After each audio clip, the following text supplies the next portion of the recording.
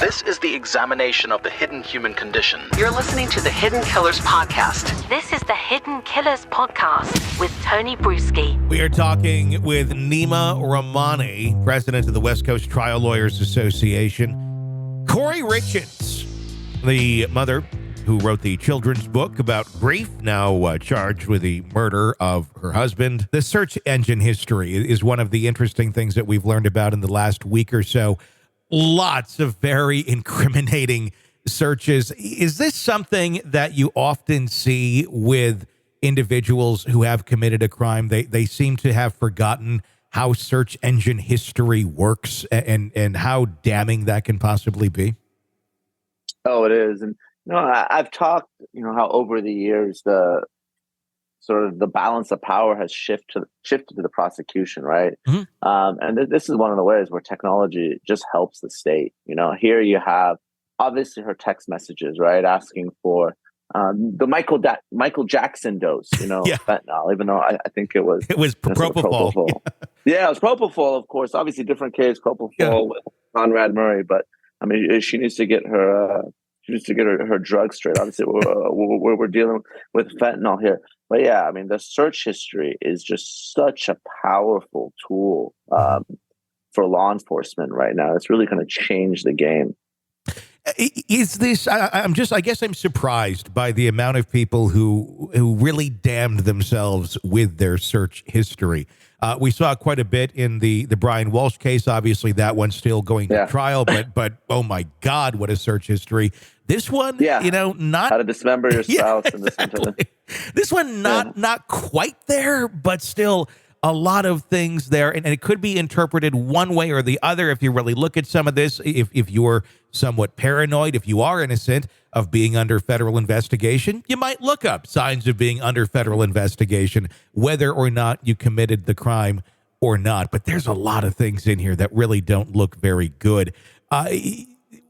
Will these sort of things, the sort of evidence that comes from search engine history, is this becoming more valuable than even like DNA evidence or other pieces of evidence in cases, because it almost gets into the mind, or it really does get into the mind of the accused and their stream of thought at a given specific point after a crime has been committed?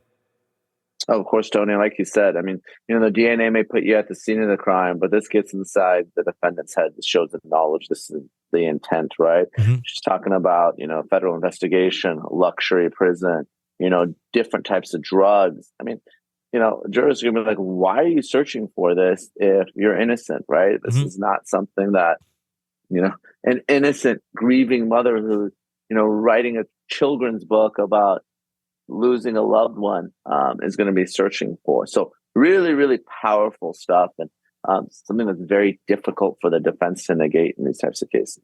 Something I've noticed in the last year or so, and I'm curious to get your outlook on this.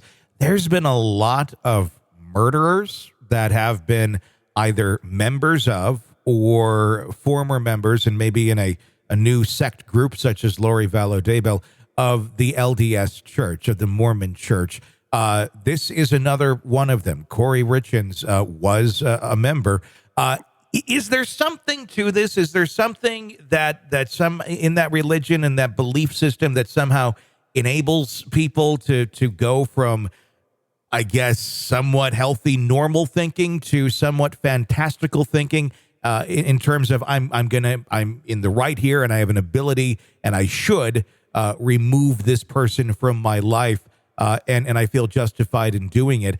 Because this is a decision that if you're going to kill somebody, and if you have any sort of faith or religion in your life, I think you would probably go through that a little bit to determine whether or not that's something you want to do. There seems to be, and I've even talked with FBI agents about this, an disproportionate amount of LDS members that have been charged with extreme crimes like this. Yeah, and it seems to be a lot of the LDS women, right? Going back to Jodi Arias, of course. I haven't really thought about it, whether there's a causal connection or sort of a correlation or a coincidence in members of the Mormon faith, engaging in murders. That's the first for me, Tony. I got to sit back and think, maybe folks that are more prone to believe in some. I don't want to criticize anyone's religious beliefs, but I'm not trying to. Yeah. I know what you're saying. Obviously, I'm a South Park fan, and there's folks that have poked fun at the Mormon Church, and because of some of their beliefs, then maybe hard to come to rational terms with. But I don't know if that's something that I can say, with any kind of reasonable certainty, is going to make someone more likely a murderer. But but I would say, maybe think twice before you date a Mormon woman. I think the men are okay, but Oh no, we have James Craig. Remember, James Craig is the dentist who. Yes, of course.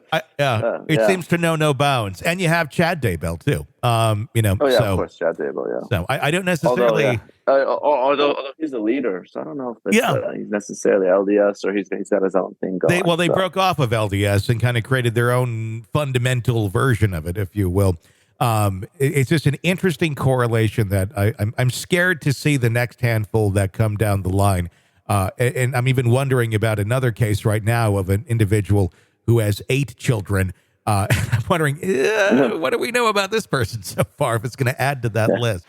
You're locked into the Hidden Killers podcast. Want more? Start binging on all of our true crime podcasts right now through Apple Podcasts and get an ad-free experience